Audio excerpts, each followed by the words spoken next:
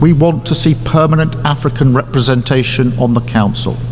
Brazil, India, Japan and Germany as permanent members. Portugal supports the African Common Position and the aspirations of Brazil and India to become permanent members. UK और France ये कह रहे हैं India को permanent seat दें। ये Emmanuel Macron ने ये कल कहा है, ये केर स्टामर ने भी कहा है। ये आवाज है यूएनएससी के 19वें सत्र के दौरान की है, जहां कुछ देशों को छोड़ दे तो लगभग पूरी दुनिया इस बात पर एकमत हो गई है कि भारत को यूएनएससी में परमानेंट सदस्यता मिलनी चाहिए। आखिरकार वीटो पावर का इंतजार खत्म हो गया और वो चीन जो भारत को यूनाइटेड नेशन का परमानेंट मेंबर बनने से रोकता था, वीटो पावर से रोकता था, आज उसी चीन के ऊपर अमेरिका और रशिया टूट पड़े हैं और चीन भी एक कोने में रोता हुआ दिखाई दे रहा है। जनाब, इंडिया में जो है ये पैसा आ रहा है, इन्वेस्टमेंट आ रही है, और जो चाइना के पास इन्वेस्टर्स हैं वो भी खींच के जो हैं वो चलते चले आ रहे हैं भारत की तरफ। फ्रांस और यूके इंडिया का केस किधर लड़ रहे हैं?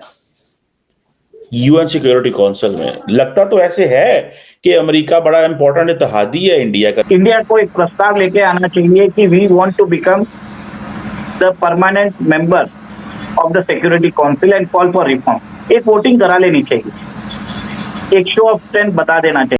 नमस्कार दोस्तों, चैनल पर आपका हार्दिक अभिनंदन है। दोस्तों, अभी जल्दी ही जो यूएन का सिक्योरिटी काउंसिल की जो मीटिंग थी, जहां पर यूएनजीए में सभी राष्ट्राध्यक्ष जो है वो बोलने गए हुए थे, अपने अपने पॉइंट ऑफ व्यू को रखने गए हुए थे।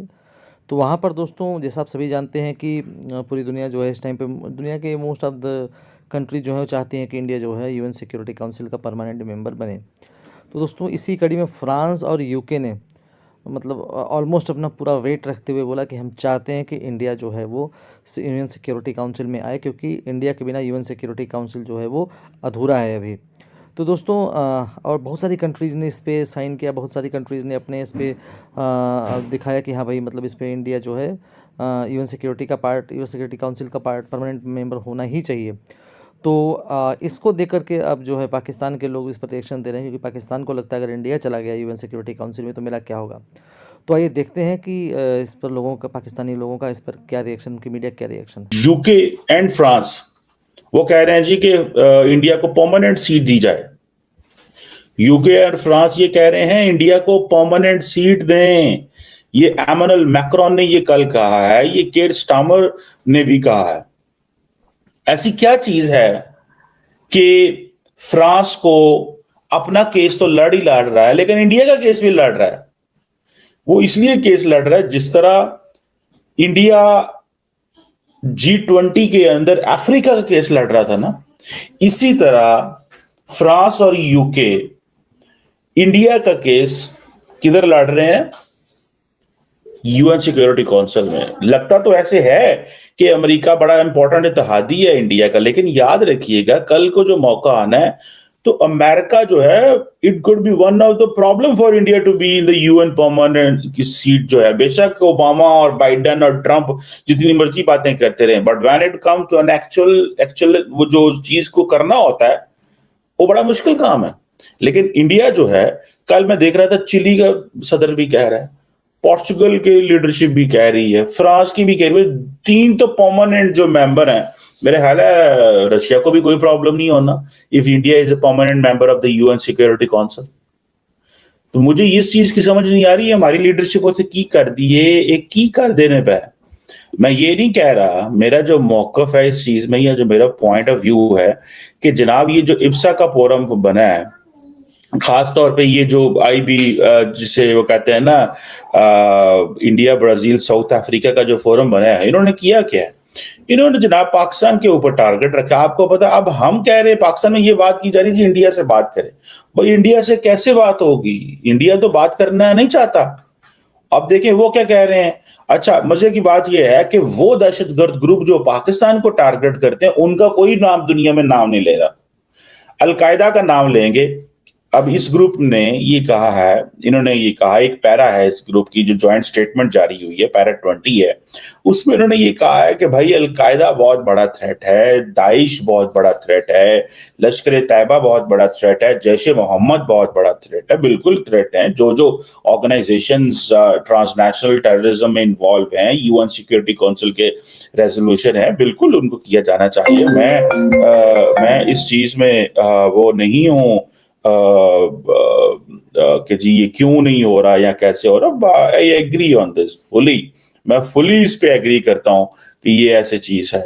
So the question here is, the most important question here is कि जो चीज समझनी चाहिए कि पाकिस्तान को कभी भी इंडिया माइनस नहीं करता किसी भी ऐसे फोरम से कि पाकिस्तान को जो सिर्फ और सिर्फ लिंक कर दिया जाए दहशतगर्दी के साथ। अब ये वीटो पावर अगर कल को इंडिया के पास आ गई, ठीक है, तो ये तो पाकिस्तान को कहीं किसी रोजाना पाकिस्तान के खिलाफ मोशन लेके आ जाएंगे रोजाना। और हम क्या करेंगे, हम रोजाना मजीद फिर चाइना के पास बैठे रहेंगे जाके, ठीक है, हम फिर जाके बैठे रहेंगे, हम फिर चाइना के पास जाकर बैठे रहेंगे। क्योंकि इंडिया के पास अगर परमानेंट सीट है, देखें परमानेंट सीट आपको कोई खैरात में नहीं देता। इंडिया को जो परमानेंट सीट मिलनी है वो because of its hard work, because of its position, because of its relevance मिलनी है।